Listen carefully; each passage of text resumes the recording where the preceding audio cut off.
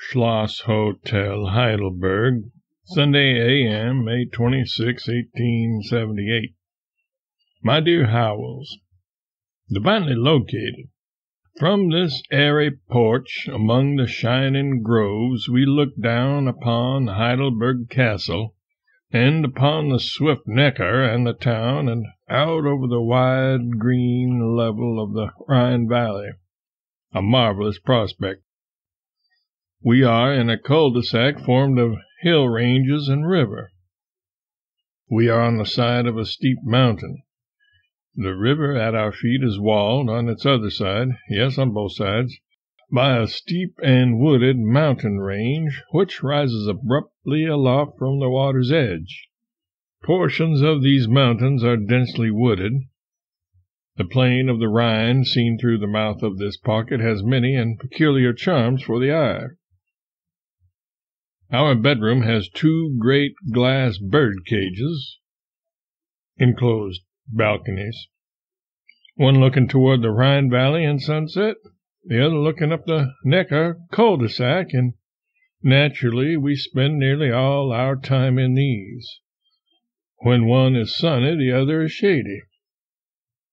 We have tables and chairs in them. We do our reading, writing, studying, smoking, and suppering in them. The view from these bird cages is my despair. The pictures change from one enchanting aspect to another in ceaseless procession, never keeping one form half an hour, and never taking on an unlovely one. And then Heidelberg on a dark night. It is massed away down there, almost right under us, and stretches off toward the valley. Its curved and interlacing streets are a cobweb, beaded thick with lights. A wonderful thing to see. Then the rows of lights on the arched bridges, and their glinting reflections in the water, and away at the far end the Eisenbahnhof with its 20 solid acres of glittering gas jets. A huge garden, as one may say, whose every plant is aflame. These balconies are the darlingest things. I have spent all the morning in this north one. Counting big and little, it has 256 panes of glass in it. So one is, in effect, right out in the free sunshine, and yet sheltered from wind and rain, and likewise doored and curtained from whatever may be going on in the bedroom. It must have been a noble genius who devised this hotel. Lord, how blessed is the repose, the tranquillity of this place. Only two sounds: the happy clamor of the birds in the groves, and the muffled music of the Neckar tumbling over the opposing dikes. It is no hardship to lie awake a while nights, for this subdued roar has exactly the sound of a steady rain beating upon a roof. It is so healing to the spirit, and it bears up the thread of one's imaginings as the accompaniment bears up a song. While Livy and Miss Spaulding have been writing at this table, I have sat tilted back near by with a pipe and the last Atlantic, and read Charlie Warner's article with prodigious enjoyment. I think it is exquisite. I think it must be the roundest and broadest and completest short essay he has ever written. It is clear and compact and charmingly done. The hotel grounds join and communicate with the castle grounds.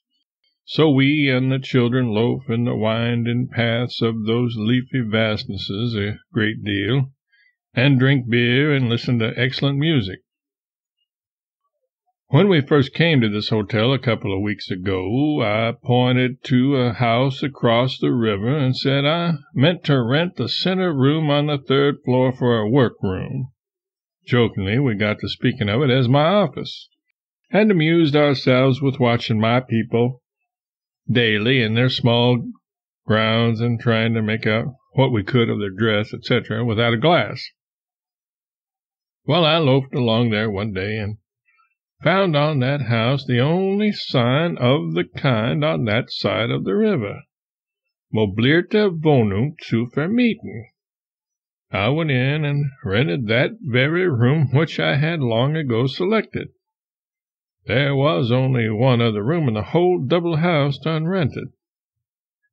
It occurs to me that I made a great mistake in not thinking to deliver a very bad German speech, every other sentence pieced out with English, at the Bayard Taylor banquet in New York.